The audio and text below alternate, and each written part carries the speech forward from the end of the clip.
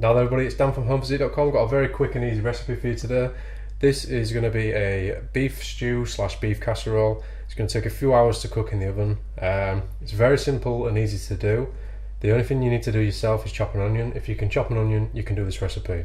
The calories and macros I'm going to give you is for the whole lot, so obviously you can break it down into portions. It will easily feed 4, or it will feed 2 people that are pretty hungry, which I always am. Quickly into it, the calories for this is 1,373.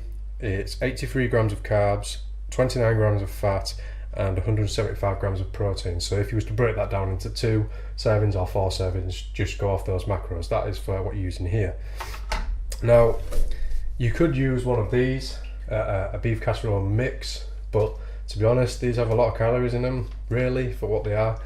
And you can actually make the flavourings yourself just by using some paprika, which is a teaspoon, 2 teaspoons of parsley, a teaspoon of garlic granules, and a teaspoon of rosemary.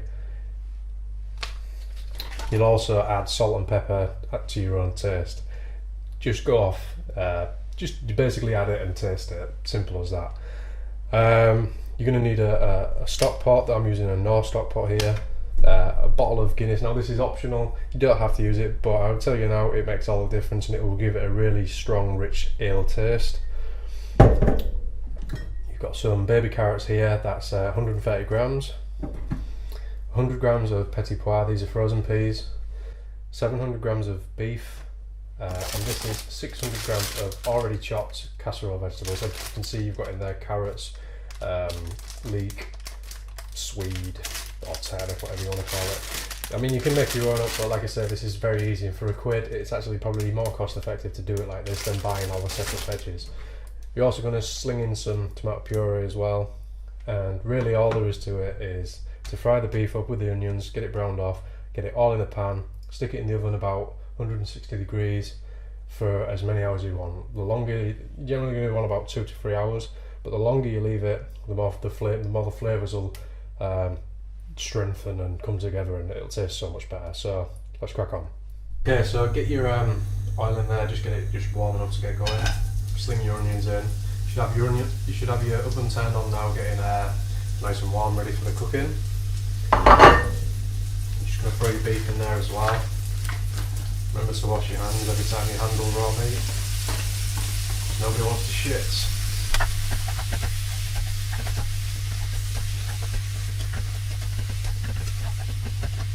So you're just going to brown your meat off, just to soften the onions up a bit, get everything coated.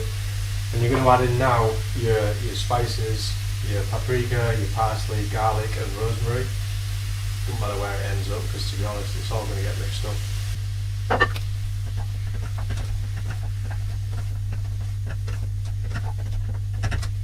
So at this point now as well, you're going to add your salt and pepper.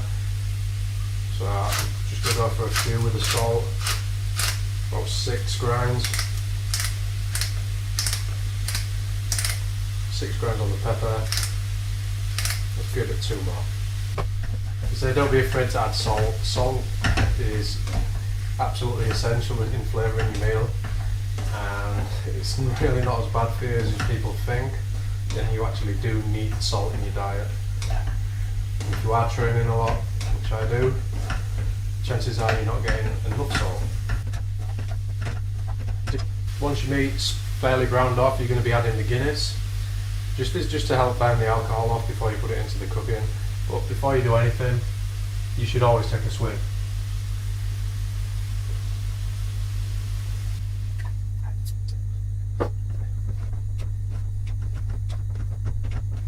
Alright, what you're going to do now is you're going to add in your peas. You can add this to the bowl at the end, but to be honest, I don't really have that big of a casserole dish to do this in. I used to have a massive pot, but it's disappeared. So doing it like this just makes it easier, because obviously as you put things into the dish, if you haven't got much space, it becomes hard to stir things in and that. You're also going to add your baby carrots now.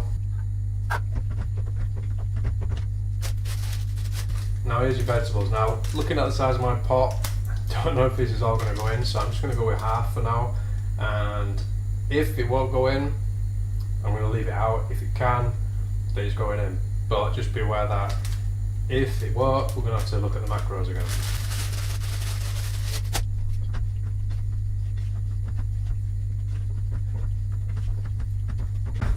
You can really smell that Guinness burning off, and I'm not kidding you.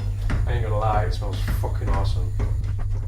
You add your stock in as well. Notice, like I said, there's already quite a lot of liquid in here, and as it starts to cook, you're going to get a lot of liquid coming out of the vegetables within it. The longer you leave it, it's going to reduce, but if there's more liquid, it's going to take a hell of a lot longer to reduce down, and that's where you get all the strong flavours. So I'm going to use 100ml there, but it's a full stock cube. You see how there's still a bit of jelly left in there. It's not fully dissolved, but once it gets cooking, it will. Finally, you're just going to add a tablespoon of tomato puree. Tomato works very well with beef. It really does bring the good flavours out really well, so just get that in there. Like I said, it doesn't really matter where it ends up because it'll all mix together. Just a bit of OCD happening there.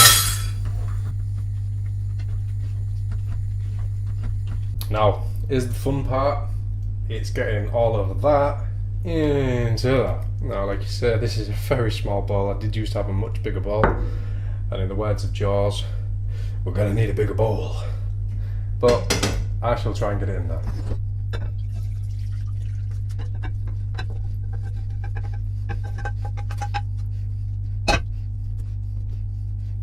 Now, I would forgive you for thinking that I've done this before with the tactical selection of vegetable amounts, but the honest thing is I am one fluky bastard, and I've managed to get this just right. So I've probably used half of it there, so maybe 300 grams, so that's going to save a few calories, but as you can see, there's still a lot of food there. Now this is going to go in the oven, like I say, for minimum 2 hours, but the longer you leave it on a nice low heat, it'll all reduce down, become super tasty, and it'll just be like serious mouth sex.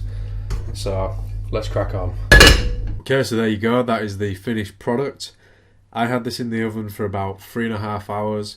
Like I say, minimum time you can do this in is about 2 hours, but the longer you leave it, the tastier it is going to be.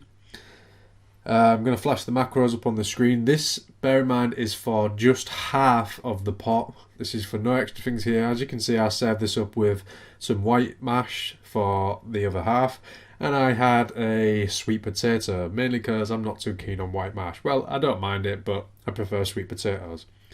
The macros for this are 620 calories, 29 grams of carbs, 14 grams of fat, and 86 grams of protein. So as you can see, it's a very high protein meal. It's a very nutrient dense dish. You've got a lot of good things going in there, lots of vegetables, and the most important nutrition of all, Guinness, which is just the best thing ever.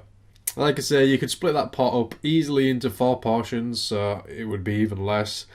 But it's a very filling and hearty meal, so, and it doesn't take much to do either. It's very easy to do, as you've seen, so just bear that in mind. Temperature of the oven was about 160 degrees Celsius, so whatever that is in Fahrenheit, I do not know. But there's plenty of calculators out there that'll do it for you. Same for gas marks, go find out. And that's it. Thanks for watching. Please like, share with your friends, subscribe if you haven't already, and I will see you in my next video. Cheers now.